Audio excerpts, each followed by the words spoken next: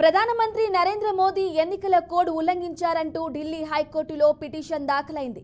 Delhi high court న్యాయవాది Anand yes జోంధాలే దాఖలు చేసిన ఈ పిటిషన్పై ఈరోజు కోర్టులో విచారణ రానుంది. ఎన్నికల్లో పోటీ చేయకుండా ప్రధాని మోదీని అనర్హులుగా ప్రకటించాలని పిటిషన్లో పేర్కొన్నారు. పిలిభిత్లో ఎన్నికల ప్రసంగంలో ప్రధాని హిందూ దేవతలు, ప్రార్థనా స్థలాలతో పాటు సిక్కు దేవతల పేర్లతో తమ పార్టీకి ఓట్లు అడిగారని పిటిషన్లో పేర్కొన్నారు.